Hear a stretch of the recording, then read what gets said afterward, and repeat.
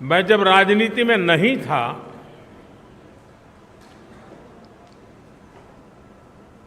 उस जनसंघ के जमाने में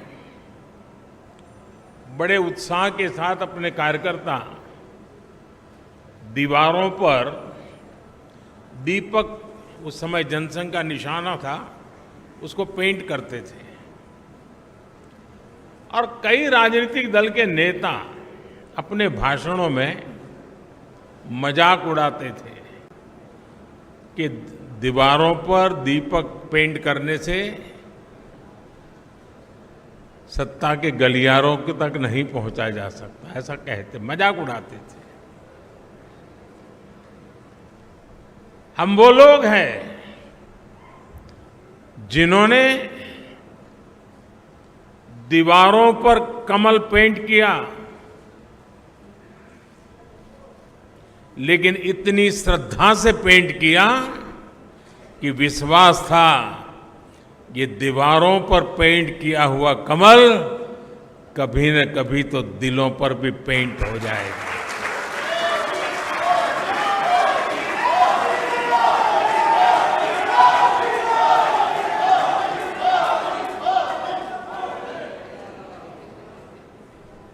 और कुछ लोग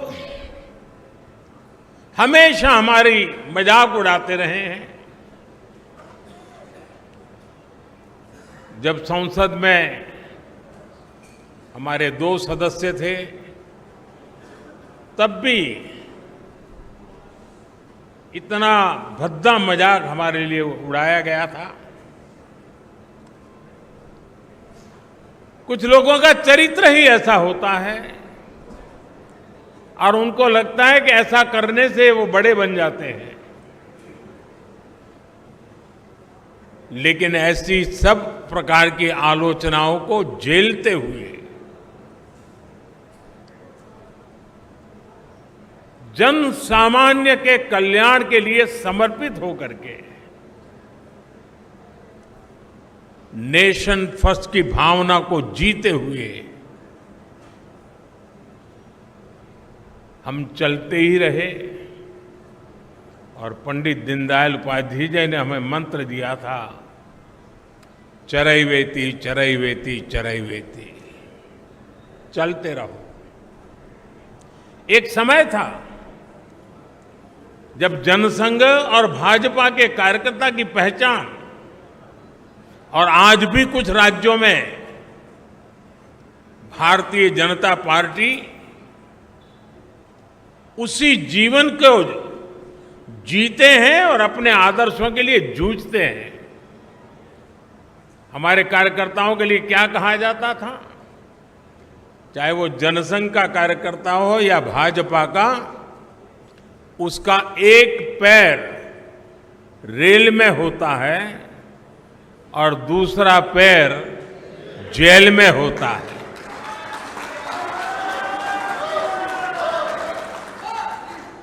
रेल में इसलिए कि भारतीय जनता पार्टी का कार्यकर्ता निरंतर भ्रमण करता था, प्रवास करता था, जहां भी उसको जाना होता वो दौड़ता रहता था और समाज की समस्याओं के समाधान के लिए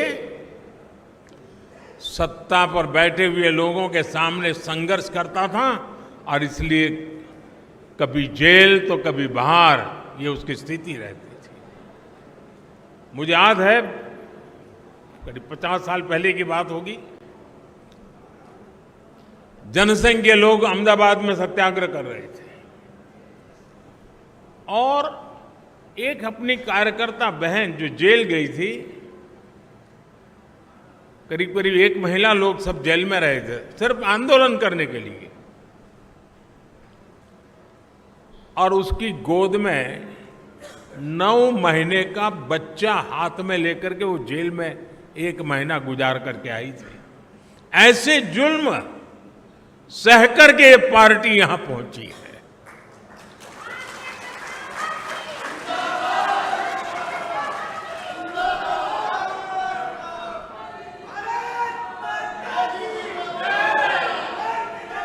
और ये जुल्म करने वाले लोग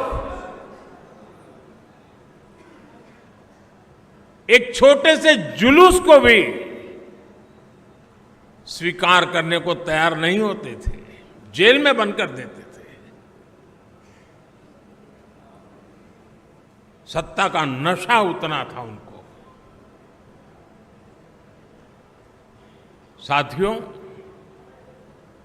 मैंने सालों तक संगठन में ही काम किया है। मैं भी कभी इसी प्रकार की बैठकें लिया करता था, दौरा किया करता था, सदस्यता अभियान का हिसाब किताब किया करता था। और मेरी ट्रेनिंग इस काम के लिए प्रमुख रूप से हमारे माननीय सुंदर सिंह जी भंडारी जी ने की थी। और वे इस विषय में बहुत आग्रही रहते थे। थोड़ा सा भी वो इधर उधर स्वीकार नहीं करते थे।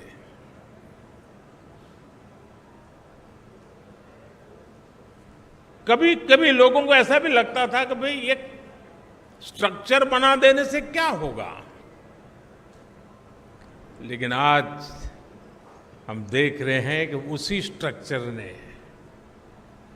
देश के आशा अपेक्षा को पूर्ण करने के लिए एक माध्यम बना दिया।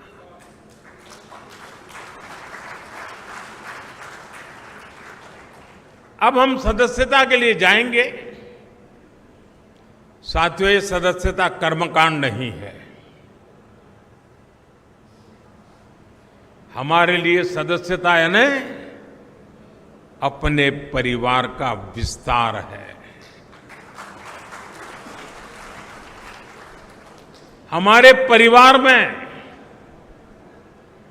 अगर किसी का जन्म होता है तो जितनी खुशी होती है, हमारे परिवार में शादी कर करके कोई बहू आती है तो परिवार के विस्तार का जो आनंद होता है, वो आनंद बीजेपी में जो कोई नया सदस्य बनता है, परिवार के विस्तार का आनंद होता है।